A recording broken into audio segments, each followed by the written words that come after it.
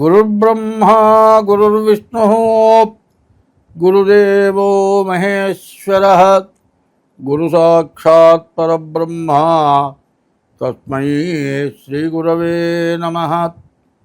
అగజానన పద్మార్కం గజానన మహర్నిశం అనేకదం త్వం భక్తానాం ఏకదం తముపాస్మహే. ఆదిత్యోర్కోరవిర్భానుర్భాస్కరశ్చ దివాకరః మార్తాండః సవితా హేళి తీక్ష్ణాం శుర్మిహిరో రవిః. 2025 సంవత్సరం జూన్ నెల 1వ తారీఖు నుండి 30వ తారీఖు వరకు ఈ నెల మాస ఫలితాలు చెప్పుకుందాం. ఎప్పుడు కూడా కొన్ని గ్రహాలు ఉన్నాయి. ఒక గ్రహం 2 రోజులున్నరే ఉంటుంది, ఒక గ్రహం నెల రోజులు ఉంటుంది, ఒక గ్రహం నెల 15 రోజులు ఉంటుంది, ఒక గ్రహం 3 నెలలు ఉంటుంది, ఒక గ్రహం సంవత్సరం ఉంటుంది, ఒక గ్రహం సంవత్సరంన్నర ఉంటుంది, ఒక గ్రహం 2 సంవత్సరాల 6 మాసాలు ఉంటుంది ఒక్కొక్క రాశిలో. ఇట్లా ఉండే గ్రహాల్లో ఎక్కువ టైం ఉండే గ్రహాల్లో 3. ఒకటి సంవత్సరం ఉండేది గురువు. మరి రాహుకేతువు సంవత్సరంన్నర ఉండే గ్రహాలు రాహుకేతువులు. 2 సంవత్సరాల 6 మాసాలు ఉండేది శని. ఈ 3 గ్రహాలు కూడా మార్చి నుంచి మే నెల లోపల మారినాయి. దీనివల్ల రకరకాలైన సమస్యలు వస్తాయి. ఈ సమస్యలు ఈ సంవత్సరం కొత్త సంవత్సరంలో పాపగ్రహాల వల్ల చాలా సమస్యలు, అంతర్యుద్ధాలు వస్తాయని చైత్ర శుద్ధ పాడ్యమికి ముందుగానే నేను చెప్పాను. ఇప్పుడు కూడా జరుగుతోంది. అంతర్యుద్ధం అంటే పబ్లిక్గా ఎదుటబడి యుద్ధం చేసుకుంటే బహిర్యుద్ధం. యుద్ధం వద్దు వద్దు వద్దంటూ బార్డర్లో కాల్పులు జరపడం, దానికి ప్రతి కాల్పులు జరపడం, వద్దు ఆగిపోండి అంటాం. విదేశాలు ఆగిపోయిన తర్వాత మళ్ళీ తిరుగుబాటు చేయటం, ఇవన్నీ కూడా ఏదైనా ఉంటే ముఖాముఖి కొట్టుకోవటం వేరు. వెనక నుంచి దొంగ దెబ్బ అంటారు.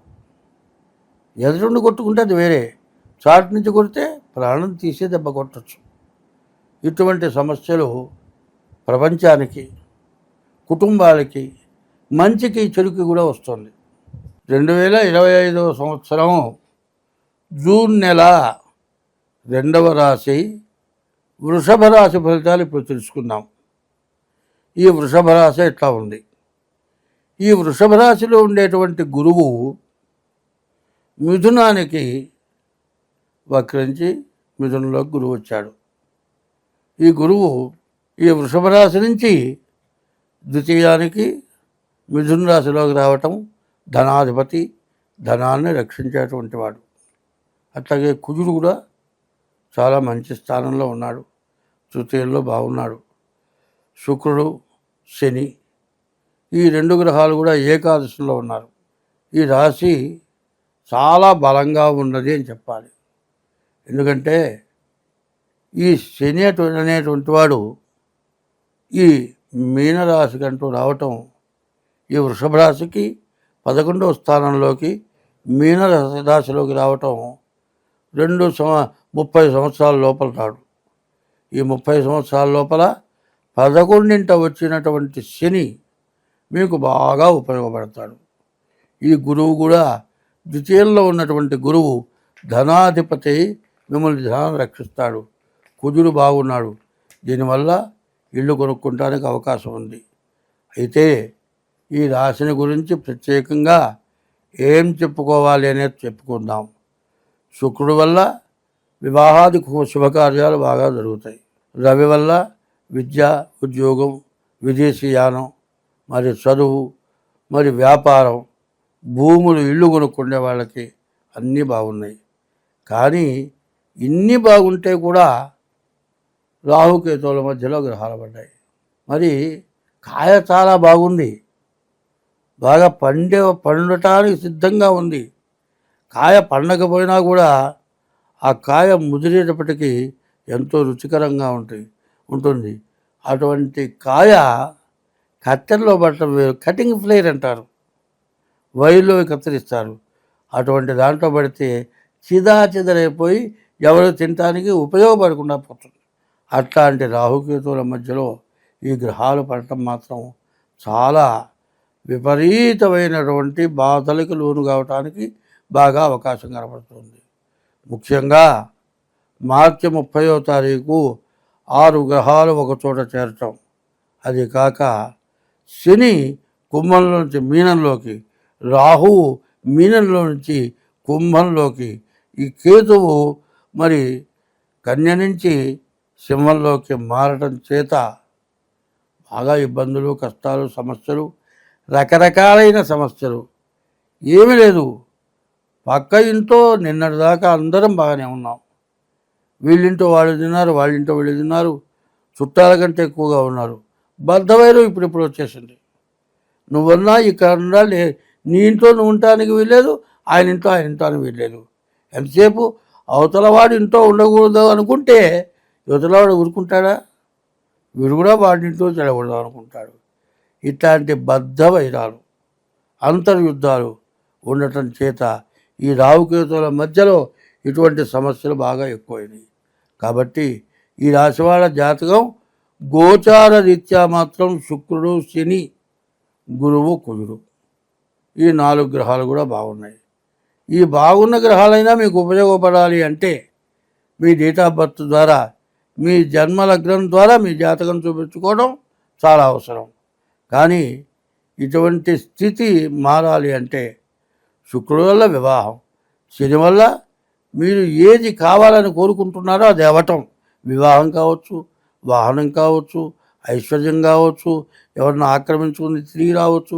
ఇట్లాంటివి ఏదైనా సరే మీకు జీవితంలో జరగవు అనుకున్న కోరికలు జరగటానికి ఈ శని శుక్రుడు ఏకాదశిలో ఉండటం చాలా బలంగా ఉంది. ఇటువంటి దాన్ని పొందాలి అంటే ఎట్లా ఉంటుంది? రోడ్డును వెళుతున్నాం, చాలా దగ్గరికి వెళ్ళాం, తిరుపతి పోదాం అనుకున్నాం, తిరుపతి వెళుతున్నాం, మరి కడప అంటారు, అది కడప కాదు గడప, తిరుపతి కొండకి వెళ్ళే గడప. ఆ గడపకి యువతలే ఓ పెద్దగా లోతుగా గొయ్యి దువ్వారు, దాటిపోవటానికి లేదు. అంత దూరం పోయి తిరుపతి పోవటానికి అవకాశం లేకుండా పోయిందిగా. కలవు వెంకట నాయకం మనకి ఇష్టదైవం వెంకటేశ్వర స్వామి. అక్కడికి వెళ్ళిన దాకా ఒక ఆనందం, అక్కడికి వెళ్ళిన తర్వాత క్యూలో ఉండగా జనాలను చూసి అక్కడ ఎంతో ఆనందం, ఆఖరికి దేవుని దర్శనం చేసుకుంటే ఆనందం. అంత ఆనందం అనుభవించాల్సినటువంటి సమయంలో ఈ రాహుకేతువుల మధ్యలో పడ్డటువంటి గ్రహాల వల్ల నీ ఆనందం మొత్తం నశించిపోవటానికి బాగా అవకాశం కనబడుతోంది. ఎంత దురాగతమో చెప్పటానికి వీల్లేనంత దురాగతం జరగటానికి ఈ రాహుకేతువుల మధ్య ఉన్న గ్రహాలు అంత ఇబ్బంది పెడతాయి. శుక్రుడు, శని ఏకాదశంలో ఉంటే మామూలు బలం కాదు. మరి ద్వితీయంలో ఉన్న గురువు మంచివాడు. ఇవన్నీ కూడా బాగా ఉపయోగపడేవన్నీ కూడా అన్నీ పాడైపోయినాయి. వంట బాగా చేశారు, నీటితో వంట చేశారు, అంతా బాగుంది, ఉప్పు మాత్రం ఎక్కువ పడిపోయింది. అది నోట్లో పడదు, దెబ్బలో పడుతుంది. ఆ పరిస్థితి మనకు రాకుండా ఉండాలి. తర్వాత మనకు బాగుండనటువంటి గ్రహాలకు పూర్తి శాంతి, రాహువు, బుధుడు, రవి, ఈ గ్రహాలకి పూర్తి శాంతి చేసుకోవటం.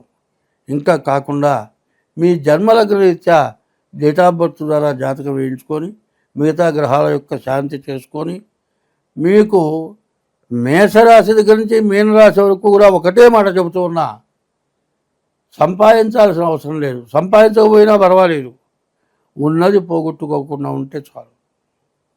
ఉన్నది పోగొట్టుకుంటే ఎంత ఇబ్బందో ఒక్క చిన్న విషయంలో చెబుతా. వివాహం అయింది, భార్యతో ఉంటున్నాడు, ఒక అందగతే వెంబడబడ్డది. చివరికి ఈ పెళ్ళం వద్దు, పిల్లలదు, దాంతో పోదాం అనుకున్నాడు. అది ఎంతో భార్య కంటే ఉత్తమురాలాగా కనపడది. చివరికి దాని దగ్గరికి పోయి ఇస్తా వేశాడు.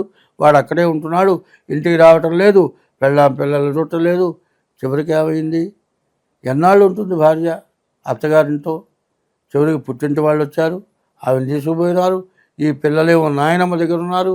ఈ పిల్ల పుట్టింటికి వెళ్ళింది. అమ్మ మేము పెద్దవాళ్ళు ఎన్నాళ్ళు పోతున్నావు, ఇంకో పెళ్లి చేసుకోవాలని పెళ్లి చేశారు. ఈ వచ్చిన ఏమైంది? నీ దగ్గర ఉన్న డబ్బులు మొత్తం మూట అయిపోయిందాకా సోగ్గా నీ దగ్గర తిరిగింది, మొత్తంగా చేసింది, నీ దగ్గర డబ్బులు లేవు, పోరాని దాని నడిపోయింది. ఏమైంది? పెద్దవాళ్ళు చెబుతారు ముతక శాస్త్రం, ఉన్నది బాయ ఉంచుకున్నది బాయ. కన్న బిడ్డలు కూడా నీకు పనికిరాకుండా బాయ. జన్మనిచ్చిన తల్లిదండ్రులను కూడా చూడకపోతుంది.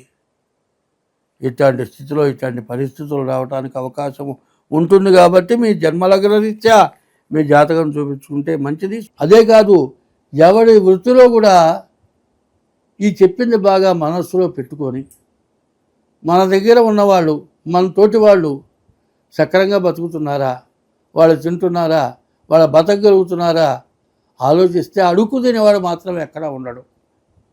అడుక్కు తినేవాడు లేకుండా పోవాలంటే నీ దగ్గర బతికేవాడు వాడు బాగుండాలని కోరుకోండి.